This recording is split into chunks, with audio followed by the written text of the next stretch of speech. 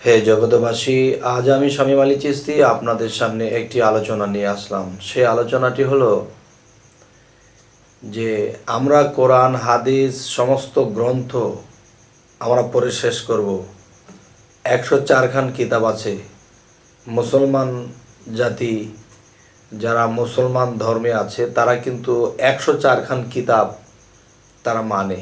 আর 104খান কিতাবের ভিতরে চারটি শ্রেষ্ঠ।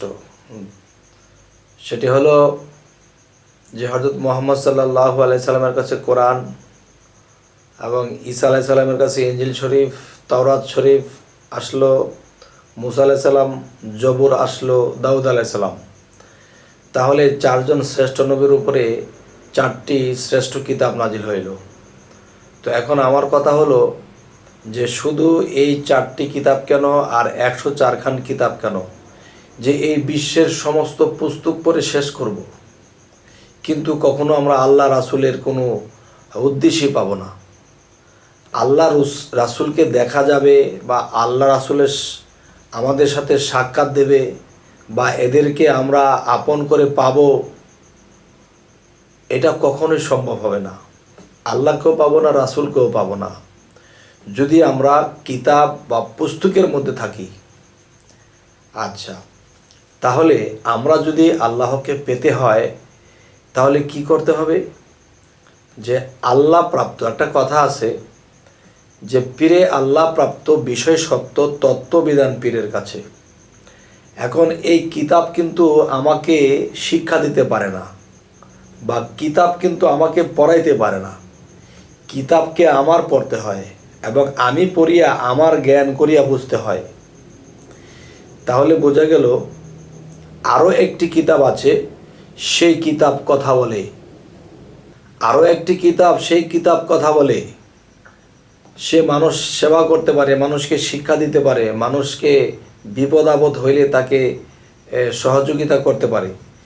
তবে আমি বলবো সেটি একটি কিতাব যে নিজে কথা বলে এবং কথা বলেই শিক্ষা দিয়ে থাকে। আচ্ছা, তো এখন যেটি বলবো যে আমার চাচাগুরু জালালউদ্দিন খাঁ তিনি যে কবিতার মাধ্যমে কথাগুলো লিখে গেছেন, এই কথাগুলো আপনাদেরকে আমি বলবো যে এই কথার ভিতরেই পাওয়া যাবে যে দেখা গেছে যে পৃথিবীর সমস্ত ধর্মগ্রন্থ পড়ে শেষ করে দেব, কিন্তু আমি কখনো আল্লাহ প্রাপ্ত রাসূল প্রাপ্ত হতে পারবো না।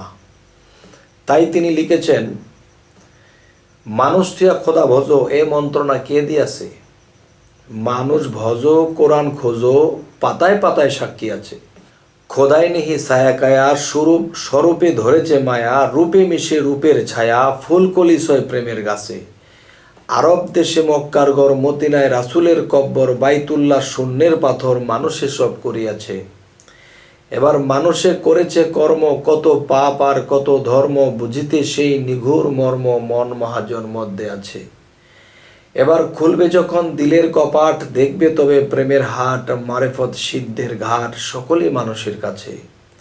এবার সৃষ্টিরও আগে পরোয়ারে মানুষের রূপ নেহার করে, ফেরেশতারা যাইতে না রে মানুষ তথায় গিয়াছে রে। মানুষের সঙ্গ লইয়া পৃথিবীতে জন্ম হইয়া, খেলতে হইল মানুষ লইয়া, জাত বিনি কি জাত বাসে। এবার পায়ের দুলি গায়ে মাখো, শরীয়তটা সঙ্গে রাখো, তত্ত্ব বিশেষ গোপন আছে। ওরে জ্বালালে কয় মন্দ্রে বাজি, করবে কত বেলে হাজি, ওরে মানুষ তোমার নায়ের মাঝি, একদিন গিয়া হবি পারি। হে জগতবাসী, কিতাব গ্রন্থ কিন্তু আমার নায়ের মাঝি হবে না।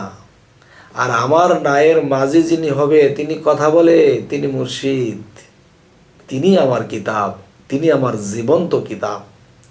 তার মুখে যা বলতেছে, যা আইন কানুন দিতেছে, আমি মানতেছি, আমি করতেছি, কি হবে? একদিন আমি পরপারে পার হয়ে যাব।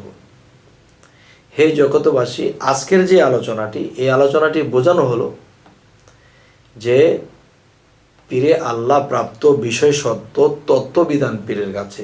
যদি আমরা সে জীবিত কিতাব, যতক্ষণ পর্যন্ত জীবিত কিতাব আমাকে শিক্ষা না দিবে ততক্ষণ পর্যন্ত আমি আল্লাহর আসল জ্ঞানে আমি পৌঁছাতে পারবো না। হে জগতবাসী, তো এ হলো মূল বিষয় যে সূরা কাহাফের দিকে লক্ষ্য করলেও দেখা গেছে যে আল্লাহ বলতেছে, তারা আমার সুপথে নেই যাদের মুর্শিদ নাই, তারা আমার সুপথে নেই যাদের মুর্শিদ নেই। এই কথাটা সূরা কাহাফের 17 নম্বর আয়াতে যদি আল্লাহ বলে থাকে, এর পরেও যদি কোনো মানুষ কোরআন পড়ে এবং ফির আউলিয়ার বিরোধ করে, তাহলে বোঝা গেল কি তারা কাফের। কাফেরের বাংলা কি?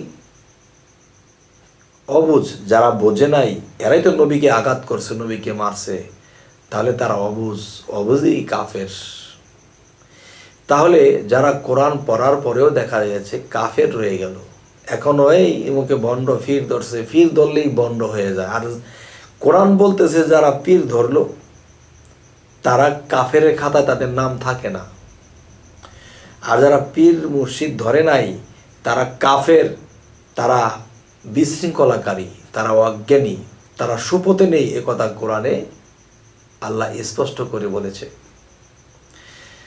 হে জগতবাসী, আমাদের এই আলোচনাগুলো যদি আপনাদের ভালো লাগে তো অবশ্যই সাবস্ক্রাইব করবেন এবং পরবর্তীতে আমাদের ভিডিওগুলো আপনারা পেয়ে যাবেন। তো আজ এই বলে রাখবো, সকলেই ভালো থাকবেন। আল্লাহ হাফিজ।